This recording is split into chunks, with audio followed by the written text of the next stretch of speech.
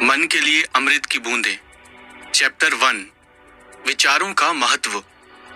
हम हमेशा कुछ न कुछ जरूर सोचते हैं। वो लाभदायक या हानिकारक होता है, वो फालतू या काम का हो सकता है, लेकिन जो आप सोचते हैं उसका सीधा और शीघ्र प्रभाव हमारे स्वास्थ्य व शरीर पर पड़ता है। हमारे सकारात्मक विचारों से हमारा स्वास्थ्य परवान चढ़ता है। इसके विपरीत नकारात्मक विचारों से ये दिन ब दिन या उसी पल खराब होने लगता है।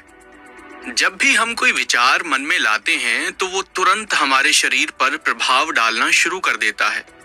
हमारा शरीर उस विचार के अनुसार ही अपने आप को ढाल लेता है और प्रतिक्रिया करता है। विचार चिंता वाला हो या आनंद वाला, वो शरीर पर प्रभाव अवश्य डालेगा। अभी हाल ही में मेरे मित्र के पिता, जिन्हें व्यवसाय में कुछ घाटा हो गया, वो रात भर इसी तनाव में रहे और परिणाम उन्हें सुबह 4 बजे लकवा यानी पैरालिसिस के रूप में मिला। उन्होंने 10 दिनों में अपने नुकसान का दुगना हॉस्पिटल में लगा दिया और अपनी अनमोल सेहत गंवाई, सो अलग। हमारी चिंता या खुशी हमारे स्वास्थ्य पर कितना प्रभाव डालती है, ये एक प्रयोग से स्पष्ट हो सकता है। 2 व्यक्ति एक पैथोलॉजी लैब में अपने ब्लड का सैंपल देकर आते हैं। इसमें एक ब्लड कैंसर का मरीज है तथा दूसरा सामान्य बुखार का। अब पैथोलॉजिस्ट से त्रुटिवश सैंपल बदल जाते हैं, रिपोर्ट की अदला बदली हो जाती है। अब इन दोनों व्यक्तियों की क्या हालत होगी, ये आप स्वयं समझ सकते हैं।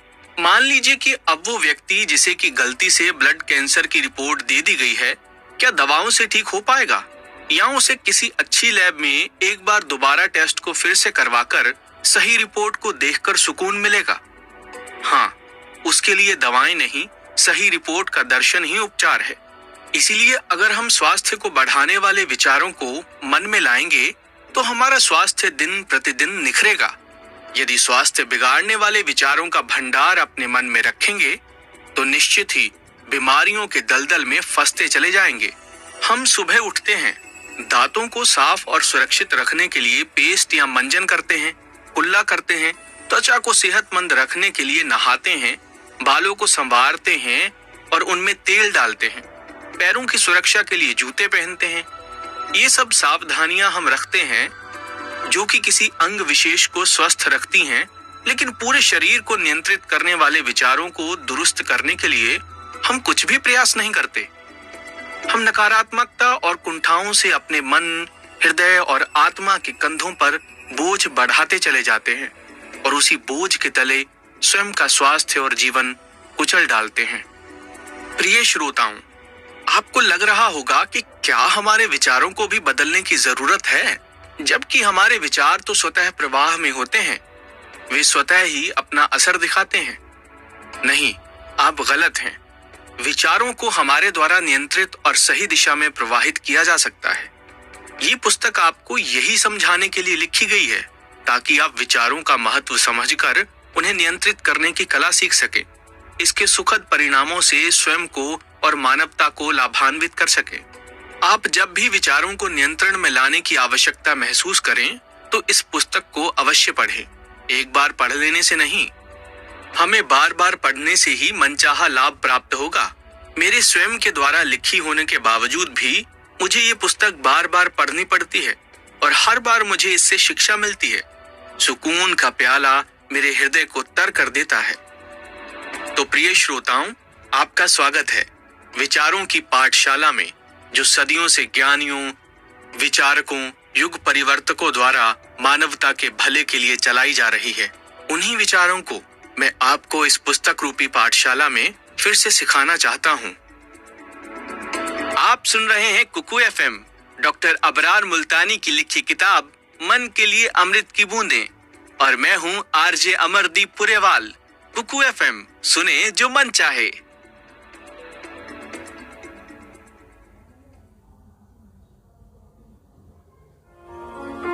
चैप्टर 2, चिंता से लड़ना सीखें। जो चिंता से लड़ना नहीं जानते वे जवानी में ही मर जाते हैं। Doctor Alexis Carol.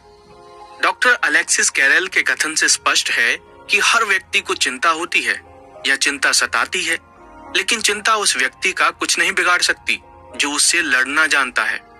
वही चिंता उसे मार देती है जो उससे लड़ना नहीं जानता। इसीलिए हमें चिंता से लड़ना आना चाहिए। प्लूटो ने कहा था, डॉक्टर सबसे बड़ी भूल ये करता है कि वो मन का इलाज किए बिना सिर्फ शरीर का इलाज करता है, जबकि मन और शरीर आपस में जुड़े हुए हैं। उनका अलग अलग इलाज नहीं किया जाना चाहिए। सारे रोग मस्तिष्क में पैदा होते हैं। कोई भी चीज शरीर में तब तक प्रकट नहीं होती जब तक कि उनके अनुरूप मानसिक स्थिति नहीं बने। चिंता से आपको कौन कौन से रोग हो सकते हैं? गठिया, थायराइड, हृदय रोग, लकवा यानी paralysis, ulcer, diabetes, blood pressure, दांतों का सड़ना, आंखों की रोशनी कम, बुढ़ापा जल्दी आ जाना, सौंदर्य का नष्ट हो जाना, सेक्स समस्याएं, कैंसर आदि। कबीरदास ने हम हिंदुस्तानियों को सिखाया था, जिन्होंने अपने भार को फेंक दिया वो ही नदी को पार कर सकते हैं, नहीं तो वो उसी में डूब जाएंगे। हाँ, इस भार से हम यहाँ ये समझें कि चिंताओं के भार को जो नहीं फेंकेगा वो इन्हीं चिंताओं की नदियों में डूबकर मर जाएगा। मेरे पास एक बुजुर्ग तांत्रिक आए जो काफी बीमार थे। वो मुझसे कुछ ज्यादा ही घुल मिल गए थे, इसलिए मुझसे कुछ बातें भी किया करते थे। मैंने उनसे पूछा, तांत्रिक जी, आपका जादू या यूं कहें कि काला जादू कैसे काम करता है? तो उन्होंने कहा, मेरा अब आखिरी समय आने वाला है, इसलिए मैं अपना राज खोल देता हूं। असल में हमारे पास जो ग्राहक आता है, वो जिस पर जादू करवाना चाहता है, हम उसका नाम पता पूछते हैं। फिर यदि वो परिचित होता है तो हम उसका मानसिक संबल देखते हैं। यदि वो मानसिक रूप से कमजोर होता है तो हम उसे दाम बताते हैं और काम हो जाने की गारंटी देते हैं। अब हम उस व्यक्ति के यहाँ पर काले जादू वाली चीजें जैसे नींबू, काला डोरा, सिंदूर की डिबिया, पुतला जिसमें सुइयां हों तथा उस पर उस व्यक्ति का नाम लिखा हो आदि रख आते हैं। ये वस्तुएं ऐसी जगह रखी जाती हैं जो किसी को थोड़ा सा ध्यान देने पर ही दिखाई दें, विशेषतः महिलाओं को। यदि कुछ दिन तक उसका असर नहीं होने की शिकायत हमारा ग्राहक करता है तो हम फिर कोई जादू की वस्तु उसके घर पर फेंकते हैं। ऐसा तब तक करते हैं जब तक कि उसके परिवार के किसी सदस्य को वो वस्तु नहीं मिल जाती। जैसे ही ये वस्तु मिलती है, परिवार के सदस्य चिंता और भय से पीड़ित हो जाते हैं। फिर यदि वो मानसिक रूप से कमजोर होते हैं तो उन्हें बीमारियां या दुर्घटनाएं या व्यापार में हानियां होना शुरू हो जाती हैं और हो सकता है कि वे मर भी जाएं। उन्होंने मुझे सार बताया, असल में डॉक्टर, मेरा जादू नहीं, उनकी चिंताएं उन्हें मार डालती हैं।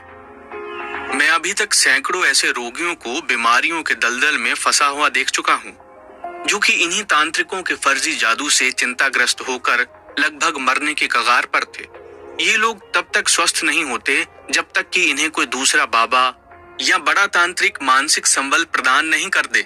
जादू के असर से पीड़ित कई रोगी मुझसे कहते हैं, जादू का असर तो मूसा अलैह और पैगंबर मोहम्मद पर भी हुआ था। अरे मूर्खो, वज्र मूर्खो, डरपोक लोगो, भीरुओ, अपने डर को सही सिद्ध करने के लिए इन महानतम नामों का सहारा लेते हो। क्या पूरा किस्सा नहीं पढ़ा? इन्होंने उस जादू को अपने ज्ञान और आस्तिकता से हरा दिया था, सदा के लिए, हमें सिखाने के लिए।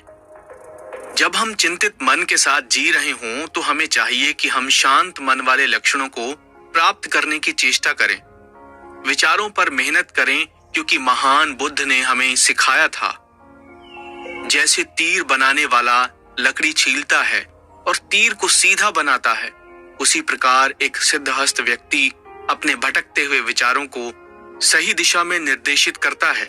कितना अजीब है ना कि हम जानते हैं, समझते हैं कि हम चिंताग्रस्त हैं, हम व्याकुल हैं, हम जोखिम में हैं, हम दिशाहीन हैं, लेकिन फिर भी अपने विचारों को परिवर्तित नहीं करना चाहते। यही तो हमारा नाश कर रहा है, क्योंकि डार्विन ने कहा था,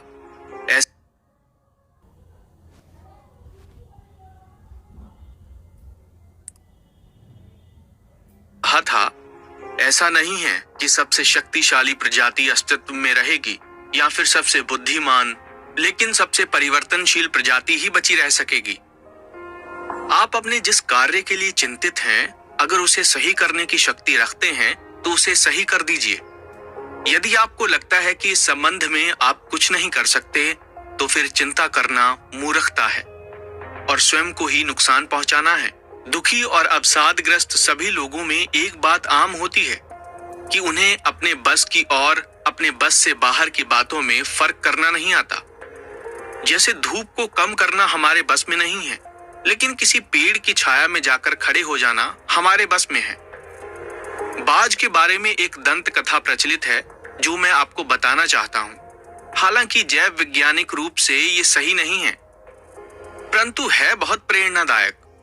बाज लगभग 70 वर्ष जीता है, परंतु अपने जीवन के 40वें वर्ष में आते आते उसे एक महत्वपूर्ण निर्णय लेना पड़ता है। उस अवस्था में उसके शरीर के 3 प्रमुख अंग निष्प्रभावी होने लगते हैं। पंजे लंबे और लचीले हो जाते हैं। वो शिकार पर पकड़ बनाने में अक्षम होने लगते हैं।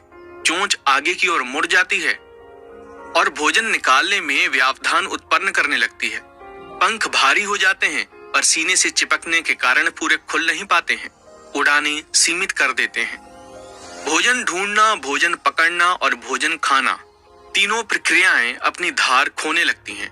उसके पास 3 ही विकल्प बचते हैं, या तो देह त्याग दे, या अपनी प्रवृत्ति छोड़ गिद्ध की तरह मरे हुए भोजन पर निर्वाह करे, या फिर स्वयं को पुनः स्थापित करे आकाश के निर्द्वंद एकाधिपति के रूप में। जहां पहले 2 विकल्प सरल और त्वरित हैं, वहीं तीसरा अत्यंत पीड़ादायी और लंबा। बाज पीड़ा चुनता है और स्वयं को पुनः स्थापित करता है। वो किसी ऊंचे पहाड़ पर जाता है, एकांत में अपना घोंसला बनाता है और तब प्रारंभ करता है पूरी प्रक्रिया। सबसे पहले वो अपनी चोंच चट्टान पर मार मार कर तोड़ देता है। अपनी चोंच तोड़ने से अधिक पीड़ादायक कुछ भी नहीं पक्षीराज के लिए। तब वो प्रतीक्षा करता है चोंच के पुनः उगाने की। उसके बाद वो अपने पंजे भी उसी प्रकार तोड़ देता है और प्रतीक्षा करता है पंजों के पुनः उगाने की।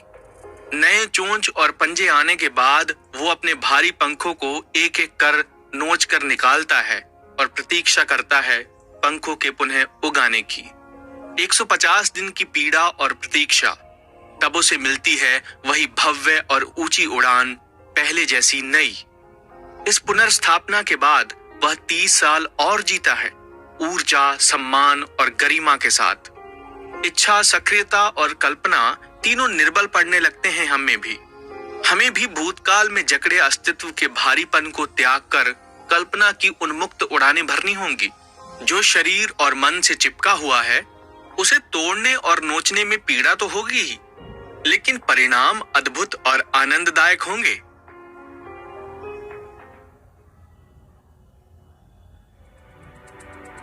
चैप्टर 3, स्वयं को व्यस्त रखें।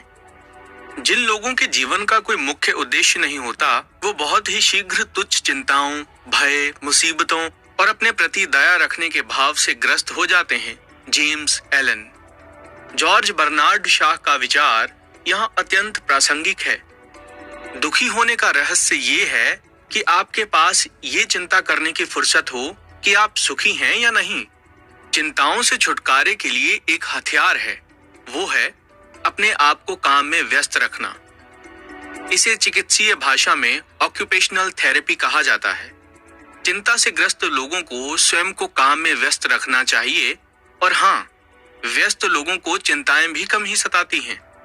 एक इंटर्न ने एक सीनियर डॉक्टर से पूछा, वो कौन सी सबसे अच्छी दवा है जो सभी रोगों को ठीक कर सकती है। डॉक्टर ने जवाब दिया, सबसे अच्छी दवा किन्हीं दुर्लभ और कीमती पदार्थों से नहीं तैयार होती। दरअसल ये मेरी जानकारी की सबसे साधारण सी और केवल 2 अक्षरों से बनी चीज है, वो है काम। जब मनुष्य का दिमाग किसी रचनात्मक गतिविधि में पूरी तरह डूबा रहता है, तो आत्मदया, अवसाद, उलझन, चिंता, तनाव और अन्य नकारात्मक भावनाओं के लिए कोई स्थान ही नहीं रहता। इन भावनाओं के अभाव में दिमाग शांति और सुकून से भर जाता है, जिसका नतीजा पूरी तंदुरुस्ती में मिलता है। आप अपने लिए महान लक्ष्यों का निर्धारण करें, कोई महान कार्य कर गुजरने का पक्का इरादा कर लें। जब आप इस कार्य को करने में अपने आप को झोंक देंगे, तो फिर सारी निराशाएं, चिंताएं भाप की तरह उड़ जाएंगी। अपना लक्ष्य निर्धारित करके पूरी कर्मठता से उसमें जुट जाना ही ऑक्यूपेशनल थेरेपी है। यदि आप लक्ष्यहीन या तुच्छ काम में जुटेंगे, तो आपको इस महान थेरेपी से भी कोई लाभ नहीं मिलेगा। आप अपने जीवन के लक्ष्य के लिए अपनी मृत्यु के बाद की कल्पना करें। आप अपना जीवन कैसा चाहते हैं, क्या पाना चाहते हैं और दुनिया के लिए क्या छोड़कर जाना चाहते हैं। यही जीवन के लक्ष्य कहलाते हैं। लक्ष्य के बिना जीवन का क्या मोल है भला। लक्ष्य महान तो जीवन महान, वरना आप बस दुनिया में आए थे और चले गए। कोई पद चिन्ह नहीं, कोई निशान नहीं। जीवन का लक्ष्य तय करने के लिए आप अंत से शुरू कीजिए। आप सोचिए कि आप मर गए हैं, लोग आपकी अर्थी या जनाजा लेकर जा रहे हैं। वो अब आपका अंतिम संस्कार करके लौट रहे हैं। वो आपस में क्या बात कर रहे हैं, क्या आप उन्हें सुन पा रहे हैं? वो क्या सोच रहे हैं आपके बारे में, क्या आप वो समझ पा रहे हैं? क्या कहा? हाँ, वेरी गुड। क्या वो ये कह रहे हैं, कितना अच्छा व्यक्ति था, उसने दुनिया के लिए, लोगों के लिए, अपनों के लिए, परायों के लिए कितना कुछ किया। वो एक शानदार व्यक्ति था, उसके लक्ष्य महान थे और उसमें से उसने अधिकांश पूरे कर लिए थे। उसकी बातें प्रेरक थीं, वो खुद एक प्रेरक व्यक्तित्व था। उसने अपनी संतानों को भी अच्छे संस्कार दिए हैं। उम्मीद है उसकी औलाद भी दुनिया के लिए वरदान साबित होगी। क्या ये लक्ष्य सही है? क्या आप ऐसा ही चाहते हैं कि लोग आपको सदियों तक याद रखें आपके अच्छे कामों के लिए? तो आपको उसी अनुसार लक्ष्य बनाने होंगे और उन्हें प्राप्त करने के लिए प्रयास करने होंगे। सबसे बेहतर है कि आप लक्ष्य अंत से ही तय करें। वही सबसे बेहतर लक्ष्य होता है। आप अपना घर बनवाते हैं तो सबसे पहले क्या कल्पना करते हैं? यही ना कि घर सुंदर दिख रहा है, उसमें शानदार कमरे हैं, बेडरूम में आप और आपके परिवार वाले सुकून की नींद ले रहे हैं। मेहमान आपके घर की खुले दिल से तारीफ कर रहे हैं। लोग रास्तों पर आपके घर को निहारते हुए जा रहे हैं। नींव रखने से पहले आप ये सब सोच लेते हैं और उसी के आधार पर सारी चीजें आकार लेती हैं। आप सुंदर घर का सपना देखे बगैर कभी घर की नींव नहीं रखेंगे, और अगर रखेंगे तो बाद में पछताएंगे। जीवन भी एक घर की ही तरह है। हमें लक्ष्य अंत को देखकर ही बनाना चाहिए। तो आप लक्ष्य तय कब कर रहे हैं? अद्भुत सुधार। 1943 में मैं अल्बुकर्की, न्यू मैक्सिको में वेटरन्स हॉस्पिटल में 3 टूटी पसलियों और फेफड़ों में हुए छेद के साथ आया। हवाई आइलैंड से दूर मैरीन एम्फीबियंस लैंडिंग की प्रैक्टिस के दौरान ये हादसा हुआ था। मैं नाव से बीच पर कूदने के लिए तैयार हो रहा था कि तभी एक बड़ा ब्रेकर आया।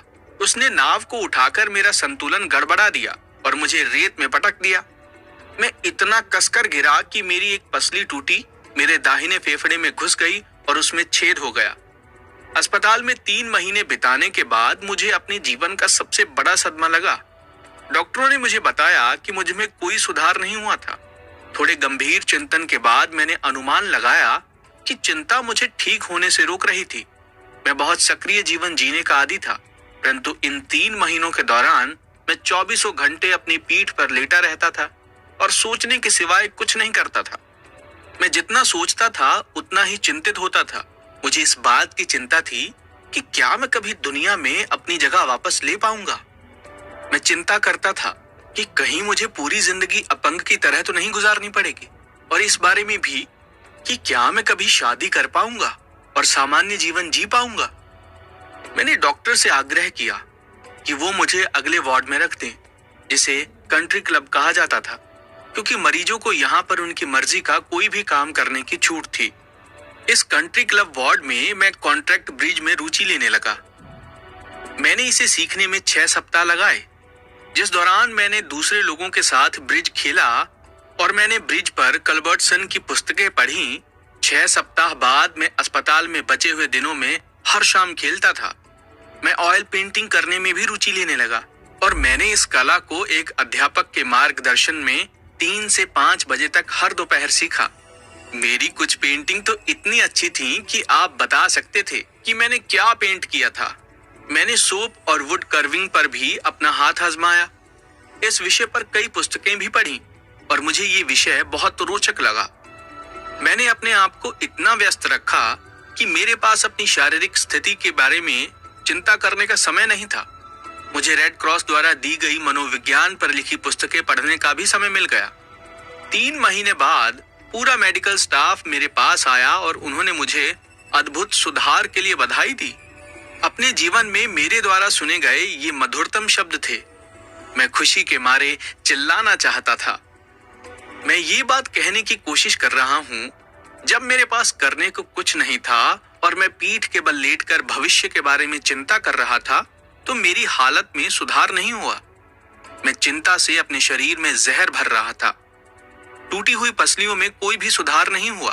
परंतु जैसे ही मैंने कॉन्ट्रैक्ट ब्रिज खेलकर, ऑयल पेंटिंग करके और वुड कर्विंग करके अपने मस्तिष्क से चिंता को दूर किया, डॉक्टरों ने ये घोषणा की कि मेरी दशा में अद्भुत सुधार हुआ है। मैं अब एक सामान्य स्वस्थ जीवन बिता रहा हूँ और मेरे फेफड़े उतने ही स्वस्थ हैं जितने कि आपके। Del huge.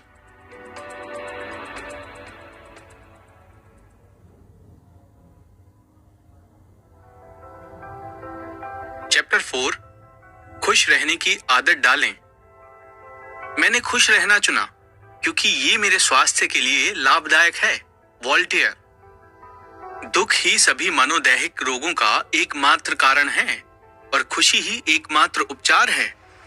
डिसीज शब्द का अर्थ ही दुख की अवस्था है। डिस इज, आराम से ना रहना। डॉक्टर जॉन ए शिंडलर। जब हम खुश होते हैं तो हमारा हर क्षेत्र में प्रदर्शन बेहतर होता है। हम बेहतर सोचते हैं, बेहतर महसूस करते हैं और अधिक स्वस्थ रहते हैं। सुखी और दुखी व्यक्तियों की इंद्रियों के कार्य पर पड़ने वाले प्रभाव को जानने के लिए रूस के एक मनोवैज्ञानिक केकचेव ने एक परीक्षण किया। उन्होंने पाया कि सुखद अनुभव करते समय व्यक्ति ज्यादा अच्छे तरीके से देख सकते थे, स्पर्श के सूक्ष्म अंतरों को समझ सकते थे, स्वाद, गंध, सुनने तथा देखने के ज्ञान का वो बेहतर एहसास कर सकते थे। आदतन दुख इसलिए होता है कि हम किसी भी घटना को आत्म सम्मान पर चोट समझने लगते हैं। जैसे आपके बेटे ने आपका कहा नहीं माना, आपकी पत्नी ने आपका सबके सामने मजाक बनाया, नौकर ने आपकी आज्ञा नहीं मानी, किसी ने आपको पूरी बात नहीं कहने दी और बीच में ही काट दी। ऐसी अनेक बातें हैं जो हमें दुखी कर देती हैं, या फिर ऐसी बातें या घटनाओं का घटित होना जो हमारे विपरीत हों तो भी हम दुखी या विचलित हो जाते हैं। जैसे आवश्यकता के समय किसी सामान्य वस्तु का ना मिलना, किसी जरूरी कार्य के समय कुछ रुकावट आ जाना, तय योजनाओं का पूरा नहीं होना आदि। कई लोग खुश होने या आनंदित होने के लिए किसी भविष्य की घटना का इंतजार करते रहते हैं। वो सोचते हैं कि ऐसी या वैसी अवस्था में जो चाहता हूं, यदि वो घटना होगी तो मैं खुश होऊंगा, या मैंने ग्रेजुएशन पूरा कर लिया तो मैं खुश होऊंगा, या मैं कक्षा में टॉप आऊंगा तो खुश होऊंगा, या मेरी किसी सुंदर लड़की से शादी हो जाएगी तो मैं खुश होऊंगा, आदि आदि। ऐसे में हम गिनी चुनी परिस्थितियां अपने मन में बैठा कर रखते हैं कि इन पर हमें खुश होना है। यकीनन यदि हम ऐसा सोचकर रखेंगे तो हम जीवन में केवल कभी कभार ही आनंद का अनुभव कर पाएंगे। यही हमें दार्शनिक पास्कल ने कहा था, हम कभी खुश नहीं होते हैं। इसलिए हमें अपने खुश होने की परिस्थितियों की भविष्य की घटनाओं से नहीं, वर्तमान के एक एक पल या हर घंटे या हर दिन से उम्मीद करना चाहिए। हमें आनंदित होने का कोई भी मौका नहीं छोड़ना चाहिए। ये लीजिए, मुझे मेरे 1.5 साल के बेटे ने अपने नए नए चावल जैसे दांतों से अभी अभी मेरे पैर में जोर से काट लिया है। मेरी बेटी और सब हंस रहे हैं और मैं भी हंस रहा हूँ, बजाय गुस्सा करने या चिल्लाने के। यही तो छोटे छोटे पल हैं जिनमें हमें आनंद ढूंढना है। आप भी अब किताब को थोड़ी देर के लिए रखें, अपने हाथों को ऊपर उठाएं, गहरी सांस लें और एक जोर की हंसी की आवाज निकालते हुए हंसें। क्या आपने ऐसा किया? हाँ, किया? तो बस यही तो हम चाहते हैं। आज से आपने खुश रहने की शुरुआत कर दी है। हाँ, अब इसे आपको हमेशा कायम रखना है।